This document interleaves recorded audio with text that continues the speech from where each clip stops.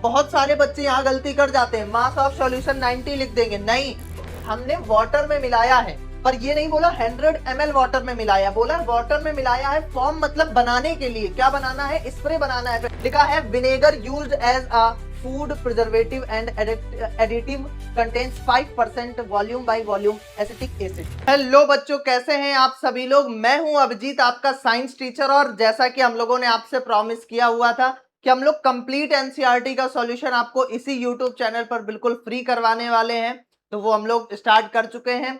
Physics का first chapter हम लोग खत्म कर चुके थे, जिसका नाम था मोशन या डिस्क्राइबिंग मोशन अराउंड अस। और यहाँ पर हम लोग केमिस्ट्री का आज पहला चैप्टर करने वाले हैं, जिसका नाम है exploring mixture and their separation. ठीक है, तो जो मोशन वाले चैप्टर की वीडियो थी उसमें बहुत सारे कमेंट्स थे, बहुत सारे पॉजिटिव फीडबैक थे, तो उसको हम लोगों ने रिस्पॉन्स को अच्छा देखते हुए ये वीडियो हम जल्दी ला रहे हैं। तो आप लोग आई होप एक्साइटेड होंगे इस वीडियो के लिए। लास्ट वीडियो में बार बार बच्चे पूछ रहे थे कि सर हम ऐसा इसकी पीडीएफ कहाँ से लें, क्योंकि क्वेश्चन को सॉल्व करके उसकी पीडीएफ भी रखनी होती है। तो सभी को पता है कि अगर आप इसकी पीडीएफ के लिए ढूंढना चाह रहे हैं कि आपको पीडीएफ कहाँ मिलेगी, तो आपको परेशान होने की जरूरत नहीं है। डिस्क्रिप्शन में आपको लिंक मिल जाएगा फुल तैयारी ऐप का, वहां पर जाना है, आपको रजिस्टर करना है। अगर आप ऑलरेडी वहां का यूजर हैं तो आपको सीधा वहां पर लॉग इन करना है। देन उसके बाद आपको एक बैच पर जाना है जो कि है फ्री एनसीईआरटी कोर्स वाला बैच। वहां पर आपको ये सारी पीडीएफ मिल जाएंगी। पर हम लोग बिल्कुल भी अपना टाइम ना खराब करते हुए इस पहले क्वेश्चन की तरफ चलते हैं। जो हमारा पहला क्वेश्चन है वो एग्जाम्पल है, और ये थोड़ी न्यूमेरिकल टाइप प्रॉब्लम है। कैसी प्रॉब्लम है बेटा, न्यूमेरिकल टाइप है। तो सबसे पहले हम पढ़ लेते हैं। हमारे पास क्वेश्चन है 10 gram of salt is dissolve in the 90 gram of water. 10 gram salt को 90 ग्राम ऑफ वाटर में क्या किया गया है, डिजोल्व किया गया है। फिर लिखा है calculate the mass by mass percentage. हमें फाइंड आउट करना है मास by mass percentage of solution formed, जो भी सॉल्यूशन बना है। तो पहले मैं आपको एक बात समझाना चाहूंगा कि जो सॉल्यूशन होता है क्या होता है, इधर लिख देता हूं, यहीं से ही लिखते चलते हैं तो आपको इजी होगा समझने में। जो सॉल्यूशन होता है वो दो चीजों से मिलकर के बनता है। पहली चीज होती है सॉल्यूट, क्या होता है बेटा, और दूसरी चीज होती है सॉल्वेंट। ठीक, अब हमें कैसे पता चलेगा कौन सा सॉल्यूट है कौन सा सॉल्वेंट। तो याद रखना मिक्सचर में जिसकी क्वांटिटी, जिसकी मात्रा ज्यादा होती है वो सॉल्वेंट होता है, और सॉल्वेंट की स्पेलिंग बड़ी होती है, इसलिए याद रखना जिसकी स्पेलिंग बड़ी उसकी क्वांटिटी ज्यादा। तो यहाँ पर वाटर की क्वांटिटी 90 ग्राम है, तो यहाँ पर वाटर जो होगा वो क्या होगा बच्चा, वो होगा यहाँ पर सॉल्वेंट। और जो सॉल्यूट है यहाँ पर वो है सॉल्ट। क्या है, सॉल्ट है, लिखा हुआ है सॉल्ट है, और ये कितना है, 10 ग्राम है।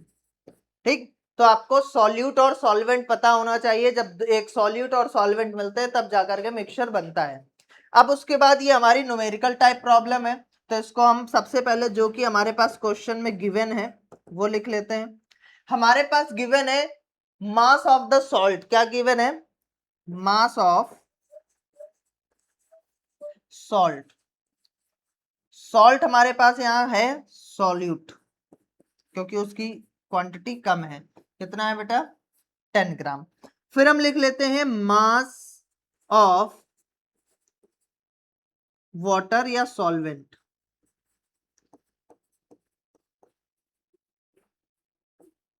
वो कितना है, वो है 90 ग्राम। कितना है बेटा, 90 ग्राम।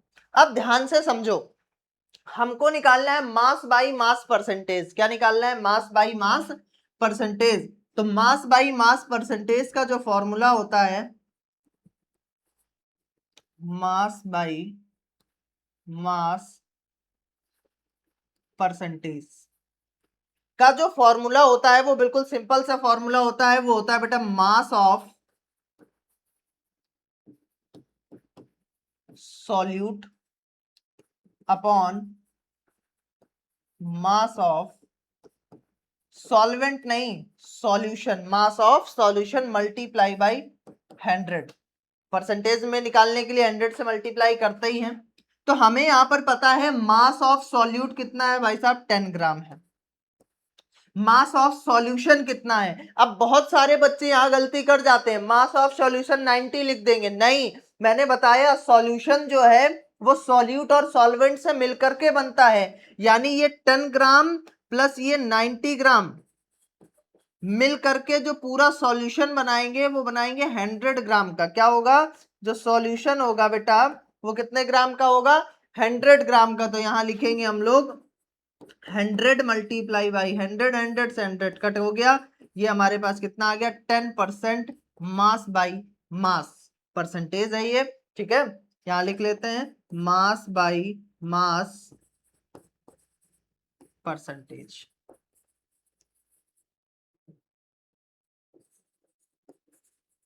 ये हमारा क्या है बेटा, फाइनल आंसर है। क्या है ये,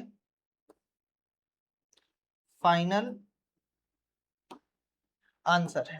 आई होप आपको इतनी बात समझ में आई होगी, पहला क्वेश्चन समझ में आया होगा। आपको फॉर्मूले को भी बहुत सही से बॉक्स में बंद करके लिखना है, ताकि एग्जामिनर को जो इम्पोर्टेंट, देखो हम पता है आपको, जो आपको मार्क्स मिलते हैं वो सिर्फ और सिर्फ एक चीज के मिलते हैं, और वो है सिर्फ प्रेजेंटेशन के।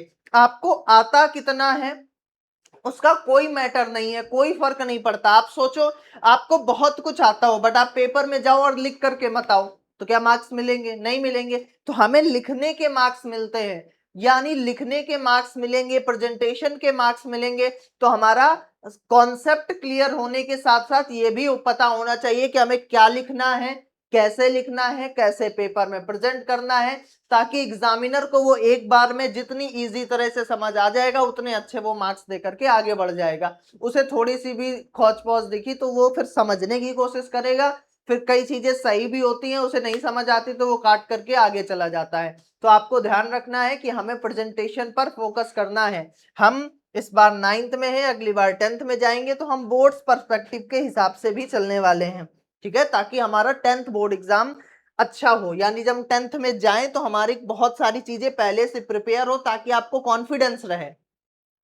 लिखा है 5 gram of glucose is dissolve in water to make 100 ml solution. अब पता है, देखो पिछले और इस क्वेश्चन में डिफरेंस क्या है। पिछले क्वेश्चन में आपको सॉल्यूट दिया था और सॉल्वेंट दिया था, अब आपको अगला क्वेश्चन दे दिया है। अब आप बहुत सारे बच्चे जो पहली बार कर रहे होंगे या जिनके कॉन्सेप्ट क्लियर नहीं है वो इस बात को लेके कंफ्यूज ही रहेंगे कि ये सॉल्यूट है, सॉरी ये सॉल्वेंट है या फिर सॉल्यूशन का मास है। ठीक है, तो याद रखना, जब लिखा है if 5 gram of glucose is dissolve in water to make 100 ml solution, यानी सॉल्यूशन कितने का है 100 ml का, और जब ml लग जाए, ध्यान रखना जब ml आपको लगा हुआ दिखे या लीटर लगा हुआ दिखे तो वो हमेशा क्या रहेगा, वॉल्यूम। क्या रहेगा बच्चे, वॉल्यूम। और ये किसका वॉल्यूम है, सॉल्यूशन का वॉल्यूम है, सॉल्वेंट नहीं है, सॉल्यूशन का वॉल्यूम है। यानी पानी में 5 ग्राम, पानी में कितने ग्राम बेटा, 5 ग्राम वाटर मिला करके एक 100 ml का सॉल्यूशन बना लिया है। ठीक, तो वाटर कितना रहा होगा, वाटर रहा होगा बेटा 95 ml। कितना रहा होगा, 95 ml। ठीक, तो यहां पर हम लोग लिख लेते हैं गिवन, जो कि हमारा काम ही है गिवन लिखना। गिवन है हमारे पास mass of glucose, mass of glucose, glucose है आपके पास सॉल्यूट। क्या है बेटा, ग्लूकोज है हमारे पास सॉल्यूट। और याद रहे ये ग्राम है इसलिए मास लिख रहे हैं, ml होता तो क्या लिखते, वॉल्यूम। तो यहां पर ग्राम है तो कितना होगा 5 ग्राम। कितना हो जाएगा बेटा, 5 ग्राम। अब बात कर लेते हैं वॉल्यूम ऑफ सॉल्यूशन, लिख लो, हाँ सॉल्यूशन ही लिखोगे, वॉल्यूम ऑफ सॉल्यूशन कितना है 100 ml। हमसे बोला है calculate the concentration in mass by volume percentage. क्या निकालना है, मास बाई वॉल्यूम परसेंटेज। क्या निकालना है बेटा, mass by volume percentage. Formula है इसलिए अलग रंग से लिखेंगे, mass by volume percentage, percentage. इसका फॉर्मूला क्या होता है, इसका फॉर्मूला होता है बेटा मास ऑफ मास की बात की है ना, मास बाई वॉल्यूम, यानी ऊपर मास, मास ऑफ क्या था, मास of glucose upon volume, volume mass by volume की बात की है तो वॉल्यूम ऑफ सॉल्यूशन, परसेंटेज निकालना है इसलिए 100 से मल्टीप्लाई, बिल्कुल इजी है। फिर उसके बाद मास ऑफ ग्लूकोज आपको दिया है 5 ग्राम, सॉल्यूशन है 100 ml का, मल्टीप्लाई बाई 100, 100 से 100 कट गया, यहां पर आ गया 5% volume, sorry mass by volume. ठीक है, इतनी बात सभी को क्लियर है, यानी यहां पर हमारा आ गया मास बाई वॉल्यूम परसेंटेज, क्या आ गया, मास बाई वॉल्यूम परसेंटेज। ये थोड़ा ऊपर नीचे हो गया, ये लो जी, डिब्बे में भी बंद कर दिया, क्या बात है। ठीक है, तो आपको ये भी समझ में आ गया होगा, फॉर्मूले को मैंने बताया कि सुंदर से डिब्बे में बंद करना है, तो फॉर्मूले को भी सुंदर से डिब्बे में बंद कर दिया। यूनिट लिखना, ये सब बहुत छोटी छोटी चीजें हैं पर एग्जाम में बहुत इंपैक्ट डालेंगी, तो आपको इन बातों का ध्यान रखना है, फालतू की हरकतें नहीं करनी है। आगे चलते हैं भैया, लिखा है if 1 ml of liquid pesticide, pesticide जानते हो कीटनाशक होता है, मतलब जो खेतों में हम लोग कीड़ों के मारने के लिए दवाई डालते हैं उसे बोलते हैं pesticide, is mixed with a sufficient amount of water to form 100 ml of pesticide spray for rice crop. ठीक, तो 100 ml of pesticide spray, spray यानी सॉल्यूशन जो हमें डालना है, ठीक, और 1 ml क्या है, हमारा सॉल्यूट होगा, तो यहां लिखेंगे ml है तो इसलिए लिखेंगे अरे सॉरी, यहां लिखेंगे गिवन, क्या लिखेंगे भाई साहब, गिवन, गिवन है ml में है तो volume of liquid pesticide, volume of liquid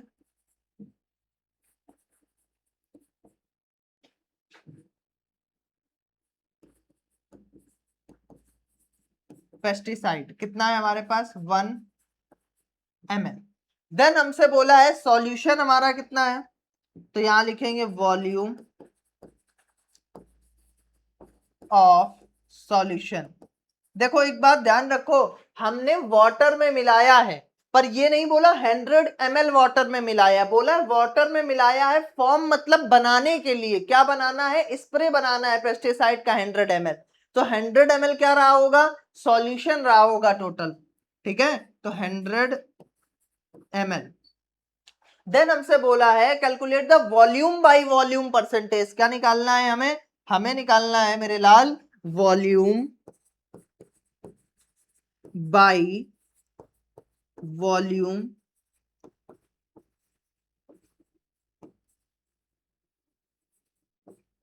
percentage, क्या निकालना है, वॉल्यूम बाय वॉल्यूम परसेंटेज। और इसका फॉर्मूला बार बार शायद मुझे ना बताना पड़े, आप इतने समझदार हैं, इसका फॉर्मूला होता है volume of solute upon volume of solution multiply by 100। तुरंत इसको एक बक्से में बंद करिए, क्या करिए, एक बक्से में बंद करिए। अब इसके बाद इसके सॉल्यूशन पर चलते हैं, इसके सॉल्यूशन पर जाएंगे तो हम लिख लेते हैं, हमारे पास वॉल्यूम ऑफ सॉल्यूट दिया है 1 ml अपॉन सॉल्यूशन बनाया है 100 ml मल्टीप्लाई बाई 100, 100 से 100 कट गया, 1 ml कितना, सॉरी 1%, 1% वॉल्यूम बाई वॉल्यूम, यहां पर आ गया हमारा परसेंटेज, यहां लिख देते हैं वॉल्यूम बाई वॉल्यूम परसेंटेज, और इसको भी एक छोटे से डिब्बे में बंद कर दिया। आई होप आपको इतनी बात समझ में आ गई होगी। इस तरह के क्वेश्चन अब आपके एग्जाम में आएंगे तो आई होप आप कर लोगे। ठीक, जो हम सीखे हैं वो मैं आपको बता देता हूं, वॉल्यूम बाई वॉल्यूम लिखा होगा तो ऊपर भी वॉल्यूम नीचे भी वॉल्यूम। ठीक, वॉल्यूम बाई मास लिखा होगा तो ऊपर वॉल्यूम नीचे मास। ठीक, अगर आपको मास बाई वॉल्यूम दिया होगा तो अपने हिसाब से कर लोगे। अच्छा ध्यान रखना सॉल्यूट हमेशा ऊपर रहेगा और नीचे जो रहेगा वो सॉल्यूशन का रहेगा। किसका रहेगा? सॉल्यूशन का। पता है हम ये सब चीजें पहली बार नहीं पढ़ रहे हैं। जब हम लोग लॉस और प्रॉफिट पढ़ते थे तब भी हम यही पढ़ते थे, profit upon CP, cost price multiply by 100। CP क्या होता था? जितने में लाते थे, तो यहां जितना बनाना है हमें, और वॉल्यूम ऑफ सॉल्यूट का मतलब है कितना फायदा या नुकसान हुआ है, ठीक, मल्टीप्लाई बाई 100। ये क्या हो गया भाई? इसको निपटाओ फटाक से। क्या इतनी बात सभी को समझ में आ गई? ठीक, आगे चलते हैं जी। आगे चलेंगे, हमारे पास लिखा है a common talcum powder contain 4% mass by mass zinc oxide. पहले तो समझ लो ये टेल्कम पाउडर होता क्या है। पहली बात, खुजली में, शरीर की नमी खत्म करने पे जो हम लोग पाउडर डालते हैं ना, ठंडा ठंडा डर्मी कूल वाला, तो वो यही तो है। ठीक, तो ये बोला है हमसे a common talcum powder contain 4% mass by mass zinc oxide. ठीक है, तो हमारे पास, सॉरी, हमारे पास गिवन है, क्या गिवन है? मास बाई मास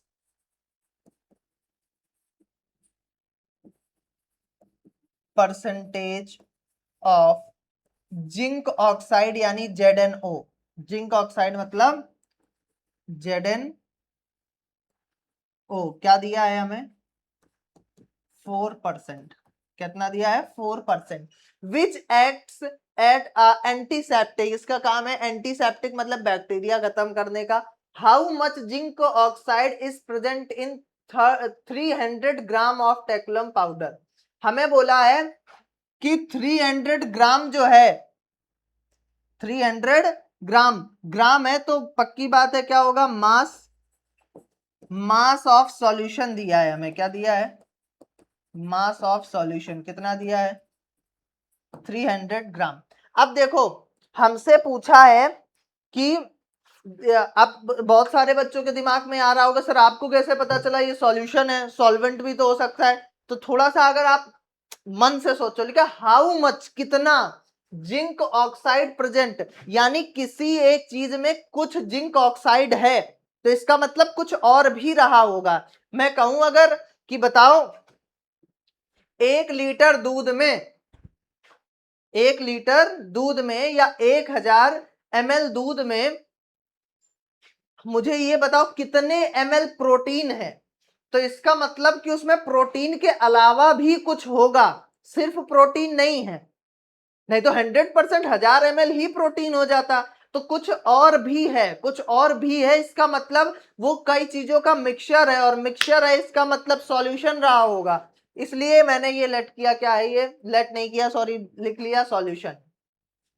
अब हमें पता है प्रभु, क्या पता है हमें देवियों और सज्जनों, हमें पता है मास बाई मास परसेंटेज का जो फॉर्मूला होता है, मास बाई मास परसेंटेज का फॉर्मूला होता है मास ऑफ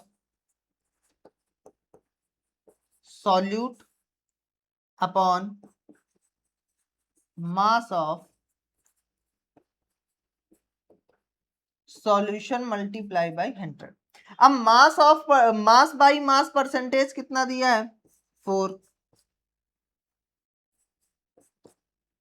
हमें निकालना क्या है? मास of solute, mass of solute हमारे पास है ZnO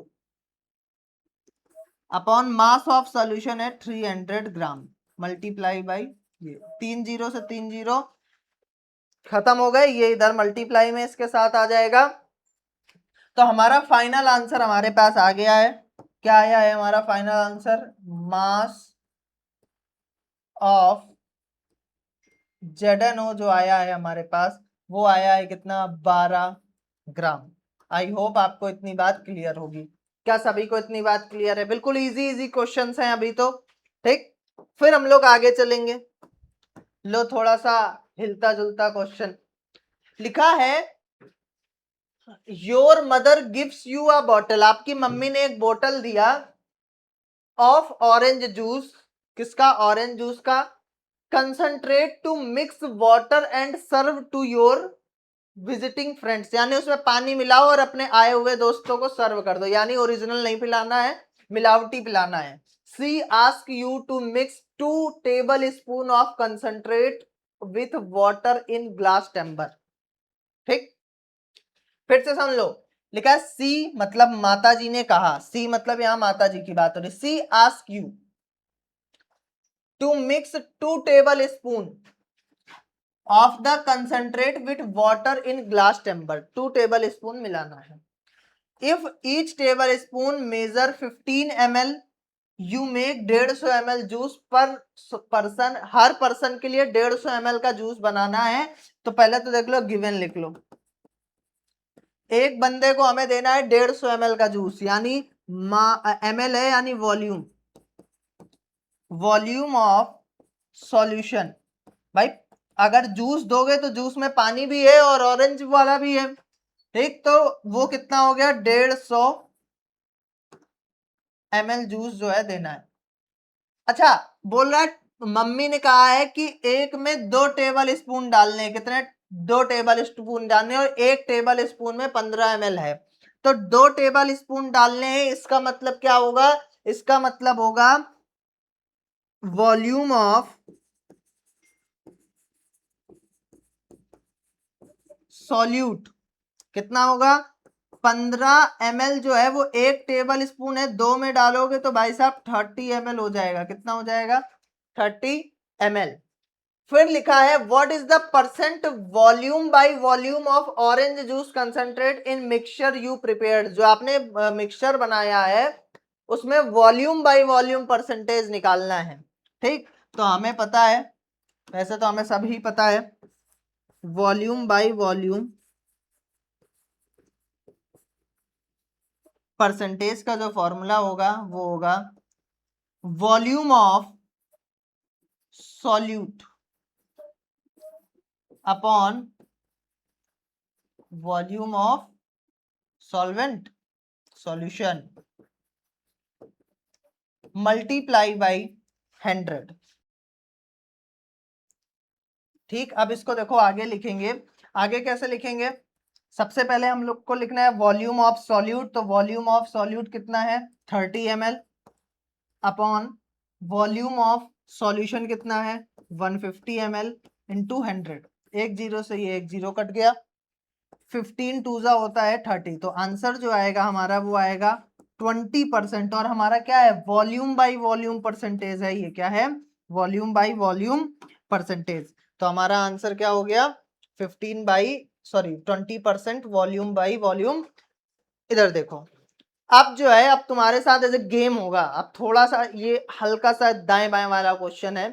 ठीक, लिखा है vinegar used as a food preservative and additive contains 5% volume by volume acetic acid. ठीक, पहले तो ये समझ लो तुम एक बात, पहले तो जी आप एक बात समझ लीजिए। कौन सी बात? पहले हम बात कर लेते हैं यहां पर विनेगर की, विनेगर की बात कर लेते हैं, और ग्लेशियल एसिटिक एसिड की बात कर लेते हैं।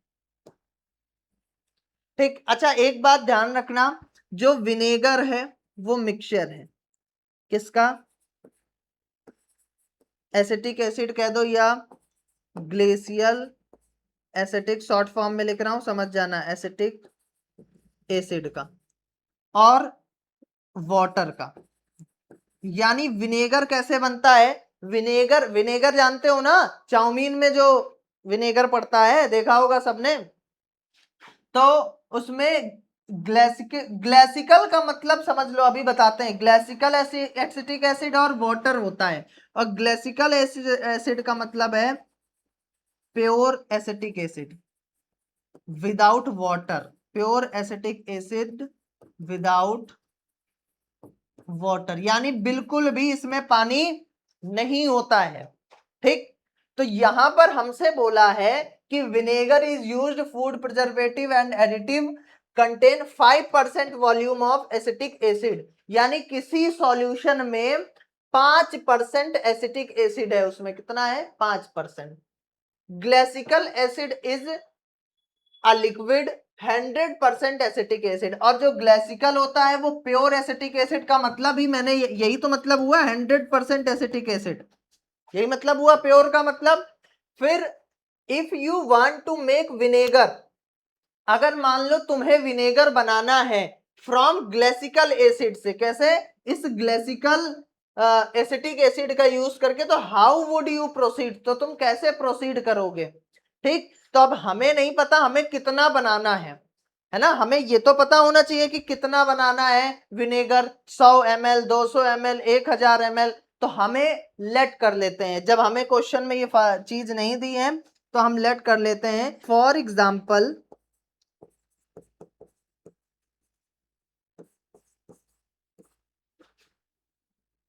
we need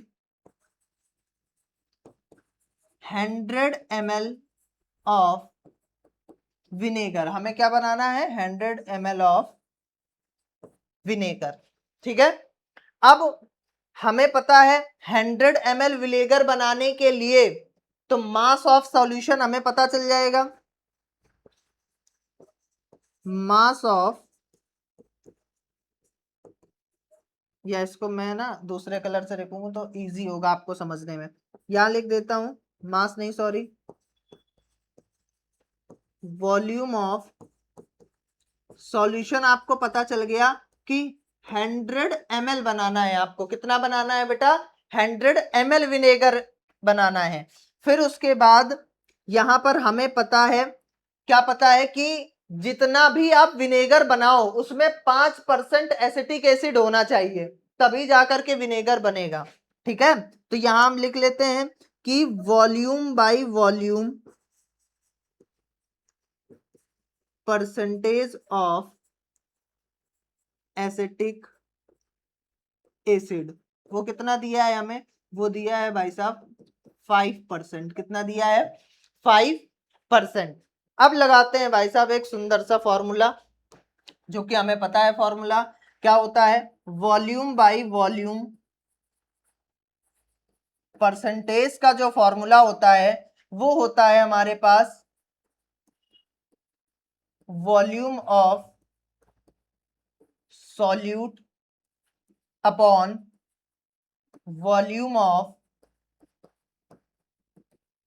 solution multiply by 100, यही फॉर्मूला होता है। तो तुरंत वॉल्यूम ऑफ सॉल्यूट हमें फाइंड आउट करना है, हमें बनाना है, तो बनाने के लिए पता होना चाहिए ना कितना सॉल्यूट है, तो यही तो हमें निकालना है। ये हमारे पास 100 ml अपने लेट कर लिया है, और ये 5 हमको दिया हुआ है क्वेश्चन में, इससे ये कट गया, तो हमारे पास वॉल्यूम ऑफ सॉल्यूट जो आया वो कितना आया 5 ml का, कितना आया बेटा 5 ml का। यानी मेरे कहने का मतलब ये है कि अगर आपको, मैं इससे ये समझाना चाह रहा हूं कि अगर आपको 100 ml विनेगर बनाना है तो आपको 5 ml क्या मिलाना होगा एसिटिक एसिड, क्या बनाना होगा एसिटिक एसिड, किसमें वाटर में। अब लिखा है, एक चीज हमसे पूछी थी हाउ वुड यू प्रोसीड, तुम कैसे प्रोसीड करोगे, तो इसके लिए मैंने बहुत इजी वे में समझाने के लिए आपको डायग्राम बना करके दिखा दिया है कि स्टेप बाय स्टेप कैसे प्रोसीड करोगे। सबसे पहले आपको 5 ml क्या लेना है विनेगर, वो एसिटिक एसिड ग्लाइसिकल यानी प्योर वाला। उसके बाद एक 100 ml का बीकर लो, उसमें सबसे पहले डालो एसिड, क्या डालो एसिड, और फिर धीरे धीरे उसमें वाटर मिलाओ, और जब वो 100 ml तक भर जाए, ऑब्वियस सी बात है अगर 5 ml आपने क्या डाला है विनेगर सॉरी एसिटिक एसिड, तो 95 ml वाटर डालोगे, जब वो 100 ml तक भर जाएगा तो आपके पास विनेगर बन के तैयार हो जाएगा, और उसमें लिखा होगा 5% volume by volume acetic acid, और in short 5 ml of glacial acetic acid 100% में, और 95 ml वाटर, तब जाके 100 ml विनेगर हमें मिल जाएगा। अच्छा एक बात और, ये पता होनी चाहिए 10th क्लास में भी काम आएगी, always add acetic acid to water, not water to acetic acid. समझ गए? वाटर में एसिड कभी नहीं मिलाया जाता। पानी पहले पहले आपको पानी लेना है। क्या लिखा है ये? Always add acetic acid to water, सही लिखा है। आपको पानी लेकर के उसमें क्या मिलाना है? एसिटिक एसिड मिलाना है। ऐसा मत करना कि पहले एसिटिक एसिड डाल दो ऊपर से पानी डाल दो, ये रूल नहीं है। एसिड में किसी भी एसिड को डाइल्यूट करने की जो प्रोसेस होते हैं उसमें यही प्रोसेस होता है। बोर्ड एग्जाम में पूछा भी जाता है, क्या पूछा जाता है कि पानी में एसिड मिलाओगे या एसिड में पानी मिलाओगे? तो पानी में धीरे धीरे एसिड डालते हैं, ये नहीं करते कि पहले एक बीकर में एसिड ले लिया और पानी उठाया उसमें पलट दिया। बेटा फ्री हो जाओगे, जल जाओगे, मतलब फ्री होने का ये है। ठीक है, अगले क्वेश्चन की तरफ चलते हैं। लिखा है will there be any change in size of common salt? Common salt मैं आपको बता दूं, कॉमन सॉल्ट होता है NaCl। क्या होता है? NaCl, sodium chloride crystals if the rate of evaporation is increase और डिक्रीज। रेट वर्ड का मतलब टाइम से है। रेट वर्ड का मतलब किससे होता है? टाइम से। तो अगर एवोपरेशन का टाइम घटा या बढ़ा दिया जाए, ठीक है, तो हमसे बोला है कि क्या कुछ चेंज होगा size of common salt, common salt के साइज में। अगर एवोपरेशन का प्रोसेस स्लो कर दोगे तो एवोपरेशन के लिए ज्यादा टाइम मिलेगा, तो जो ज्यादा टाइम होगा तो जो कॉमन सॉल्ट के पार्टिकल होंगे या साइज होगा इनका वो क्या होगा? बड़ा होगा। बट अगर क्या कर दोगे आप, इसका रेट जो है वो यानी जल्दी जल्दी प्रोसेस होगा तो साइज छोटा हो जाएगा। ये इसका सही आंसर होगा। बट आप लिख करके कैसे आओगे एग्जाम में वो मैं आपको एक बार बता देता हूं। उसके बाद हमें इसको लिखना है yes the size of common salt crystals change with the rate of evaporisation. कैसे लिखना है? इफ एवोपराइजेशन इज स्लो, अगर एवोपरेशन जो है एवोपराइजेशन जो है स्लो होगा, the crystal get more time, उन्हें ज्यादा टाइम मिलेगा तो वो ग्रो करेंगे। So large crystal are form, तो क्रिस्टल लार्ज होंगे। बट एवोपरेशन इज फास्ट, अगर एवोपरेशन फास्ट होगा crystals form quickly, do not get enough time to grow, उन्हें अधिक टाइम, ज्यादा टाइम नहीं मिलेगा। Small crystals are formed. और इसी के साथ हम लोग अब अगले क्वेश्चन पर चलेंगे। और अगला क्वेश्चन जो है वो ये कह रहा है, क्या कह रहा है? कह रहा है state whether the following statement are true or false, also correct the false statement। हमें बताना है इनमें से कौन से स्टेटमेंट ट्रू है और फॉल्स है, और जो फॉल्स है उसे ट्रू भी करके बताना है, यानी आपको फ्री में नहीं छोड़ा जाएगा। कहने का मतलब ये बेटा सब निचोड़ लिया जाएगा, कह रहे हैं ये। क्या कह रहे हैं? Salt can be separated from a salt solution bye evaporation और डिस्टिलाइजेशन। यानी जो सॉल्ट है उसे सेपरेट किया जाता है सॉल्ट सॉल्यूशन से। यानी नमक का पानी जो है, मान लो सॉल्ट सॉल्यूशन मतलब नमक का पानी ले लो, अगर नमक के पानी से आपको नमक अलग करना है तो उसके लिए जो प्रोसेस यूज करते हैं क्या वो एवोपरेशन और डिस्टिलाइजेशन होता है? बिल्कुल होता है, एवोपरेशन ही होता है और डिस्टिलाइजेशन ही होता है जब आप क्या करते हैं? सेपरेट करते हैं किसी भी सॉल्ट सॉल्यूशन से सॉल्ट को।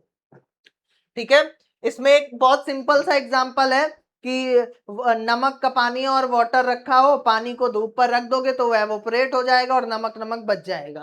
ठीक, फिर लिखा है distillation can be used for separation of two liquid even these have same boiling point. क्या जो डिस्टिलाइजेशन होता है वो उन दो लिक्विड्स के बीच में किया जाता है जिनका बॉइलिंग पॉइंट सेम है। अगर सोचो दोनों का बॉइलिंग पॉइंट सेम होगा, अगर दोनों का बॉइलिंग पॉइंट सेम होगा तो दोनों सेम टाइम पर एवोपरेट हो जाएंगे, तो अलग क्या होगा भैया? बताओ, नहीं होगा अलग, सेपरेट ही नहीं होगा। तो इसका मतलब ये जो स्टेटमेंट है वो क्या है? फॉल्स है। और इसको सही करने के लिए हम लोग यहां लिखेंगे डिफरेंट बॉइलिंग पॉइंट। क्या होना चाहिए? Different boiling point. फिर लिखा है इन paper chromatography the solvent level should be above the sample spot beginning of the experiment। यानी बोल रहे हैं इन क्रोमेटोग्राफी में जो सॉल्वेंट लेवल है should above sample spot at the beginning of the experiment के पहले जो इसका क्या कहते हैं solvent level should be, sample spot जो होता है वो एबव होना चाहिए, एबव नहीं होना चाहिए, कम होना चाहिए। क्या होना चाहिए? कम होना चाहिए पहले से।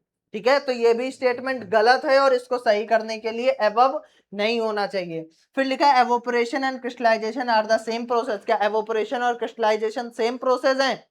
दोनों अलग अलग प्रोसेस हैं। एवोपरेशन में क्या होता है? एवोपरेशन में अपने बॉइलिंग पॉइंट से नीचे कोई भी सॉल्यूशन अगर इवेपोरेट हो जाता है तो उसे एवोपरेशन बोलते हैं। क्रिस्टलाइजेशन में क्या करते हैं? क्रिस्टल्स अलग निकालते हैं, ठीक है, वाटर मॉलिक्यूल, क्रिस्टल मतलब वाटर मॉलिक्यूल्स को अलग करना, ठीक। तो ये भी स्टेटमेंट क्या है? गलत है।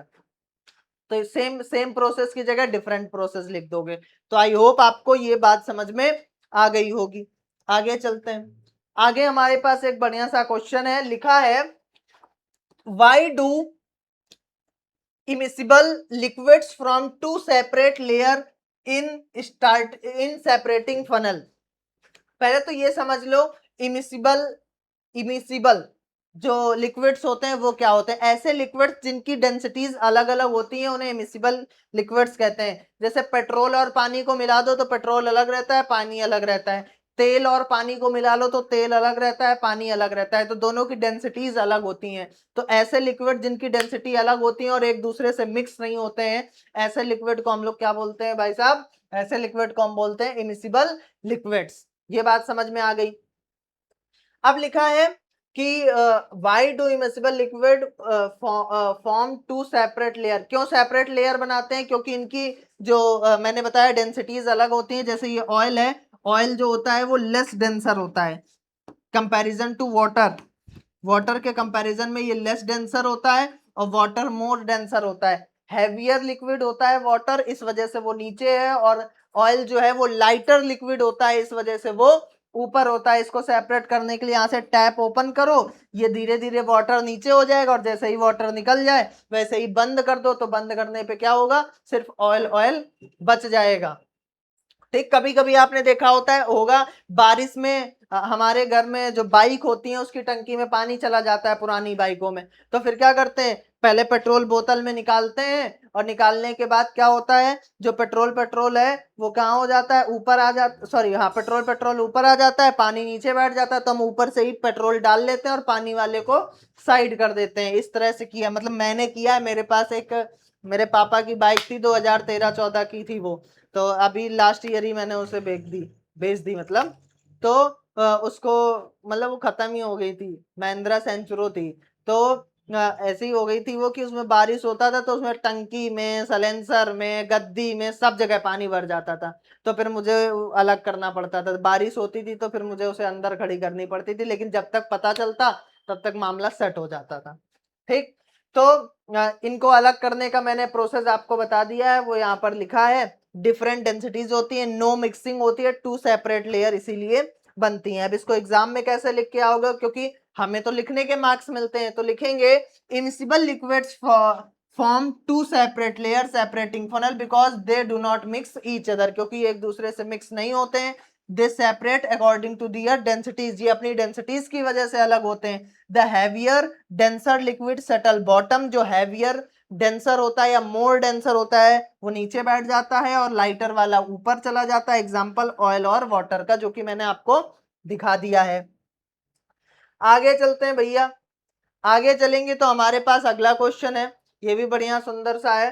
कह रहा है is sublimation different from evaporation, justify. Sublimation और एवोपरेशन क्या अलग है? और अलग है तो उसको जस्टिफाई करो। भैया बार बार मैं पढ़ाता हुआ आया हूं कि सब्लिमेशन जो होता है वो एक ऐसा प्रोसेस होता है, ध्यान से सुनो, सब्लिमेशन एक ऐसा प्रोसेस है जो सॉलिड से, किससे बेटा? सॉलिड से डायरेक्ट गैस में कन्वर्ट हो जाता है। मतलब लिक्विड बीच की स्टेट नहीं आएगी, सॉलिड से डायरेक्ट गैस। इसका इस्तेमाल होता है कैम्फर। घर में जो पूजा में कपूर यूज होता है उसे कैम्फर बोलते हैं। वो तुरंत डायरेक्ट उसे आप खुले में रख दोगे ओरिजिनल कपूर, तो वो थोड़ी देर बाद एवोपरेट हो जाएगा, गायब हो जाएगा। ठीक, उसके बाद नेफ्थलीन बॉल्स, अमोनियम क्लोराइड। और एवोपरेशन में क्या होता है? एवोपरेशन में लिक्विड से गैस में चेंज होता है। यहां पर क्या हो रहा था? डायरेक्ट सॉलिड से गैस में चेंज हो रहा था, पर यहां पर क्या होगा भाई साहब? यहां लिक्विड से गैस में जाएगा। और ध्यान रखना, जब लिक्विड से गैस में जाएगा तो बहुत ध्यान होना चाहिए आपको कि ये हमेशा बॉइलिंग पॉइंट के नीचे होगा। मतलब कोई भी लिक्विड अगर अपने बॉइलिंग पॉइंट से नीचे मतलब बॉइलिंग पॉइंट से कम टेम्परेचर पर लिक्विड से गैस में कन्वर्ट हो जाता है, तो इस प्रोसेस को क्या बोलते हैं, एवोपोराइजेशन। जैसे वाटर पॉन्ड, ये सब पॉन्ड वाले जो सनलाइट पड़ती है एवोपरेट हो जाते हैं, हमारे कपड़े सूख जाते हैं, ठीक, क्योंकि वाटर का बॉइलिंग पॉइंट अप्रोक्स में 60 70 80 डिग्री होता है। तो क्या हमारे घर में टेम्परेचर 60 70 80 डिग्री होता है जो कपड़े तुरंत सूख जाते हैं थोड़ी देर में? नहीं, एवोपरेशन जो है बॉइलिंग पॉइंट से कम होता है। अगर 60 70 डिग्री दे दोगे तो कपड़े जल जाएंगे,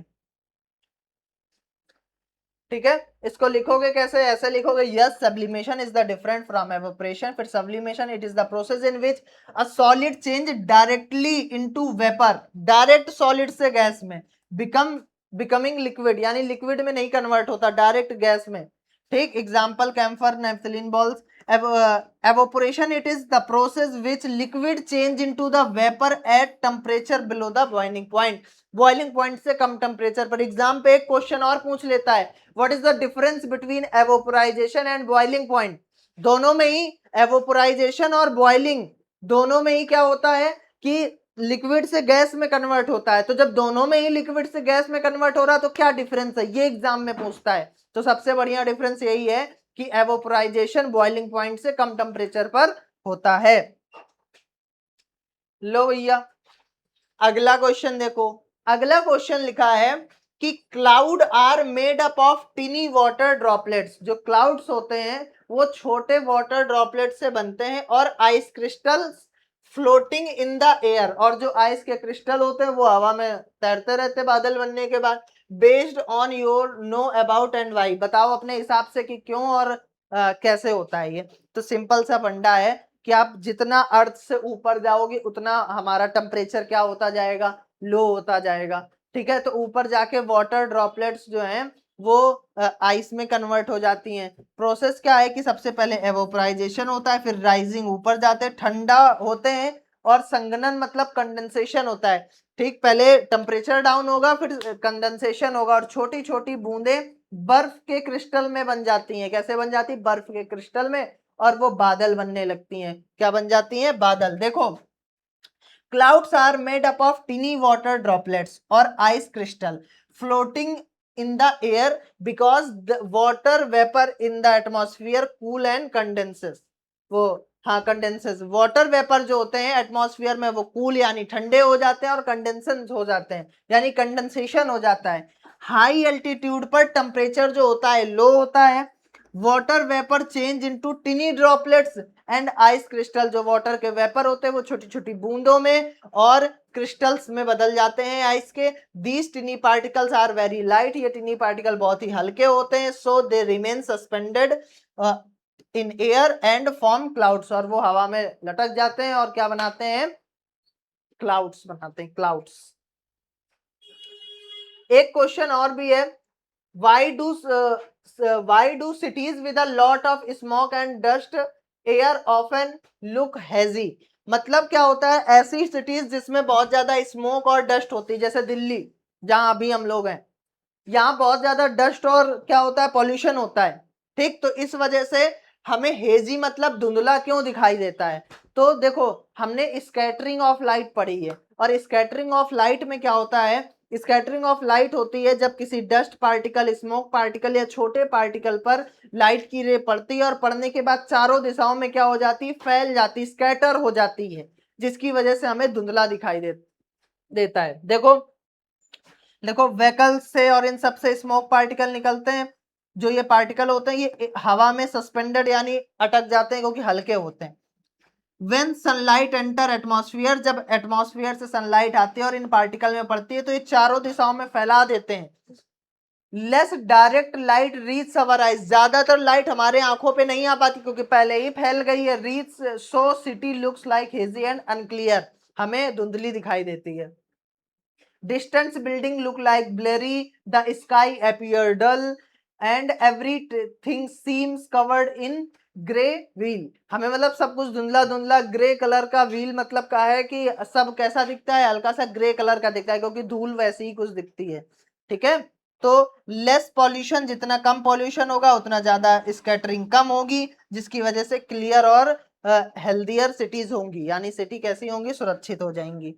ठीक, इसको लिख करके कैसे आओगे, ऐसे लिखोगे, cities with a lot of smoke and dust look hazy because tiny particle present in the air scatter light in different direction.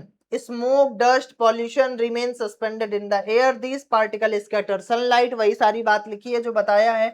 Due to scattering, light does not travel clearly to our eyes. हमारे आंखों पर direct light नहीं आ पाती. As result, distant object appear blurred or unclear, making city look like hazy. कैसे दिखती है हमें, hazy दिखती है. और इसी के साथ हमने अपने वो सारे क्वेश्चन जो कि पॉज और पॉन्डर में है और एग्जांपल्स है वो सारे यहाँ पर खत्म कर लिए हैं. तो आई होप आपको ये सारी चीजें क्लियर हो गई होंगी. नेक्स्ट वीडियो जल्द ही आएगी और वो आएगी आपकी किस चीज की, एक्सरसाइज के क्वेश्चन की. ठीक है, तो आप लोग तैयार रहिएगा. मैं फिर से बता देता हूं, अगर आप इसकी पीडीएफ चाहते हो तो फुल तैयारी ऐप को आपको प्ले स्टोर से डाउनलोड करना है, रजिस्टर करना है. आप ऑलरेडी रजिस्टर हो तो लॉग इन करो. देन उसके बाद आप कहां पर जाओगे, फ्री एनसीईआरटी कोर्स पर जाकर के अपने आप को उसमें इनरोल करोगे और आपको वो मिल जाएगा. तो goodbye all of you. अपना ध्यान रखिए, हंसते रहिए और ऐसे ही इंपॉर्टेंट वीडियोस के लिए पेज को सब्सक्राइब कर लेना.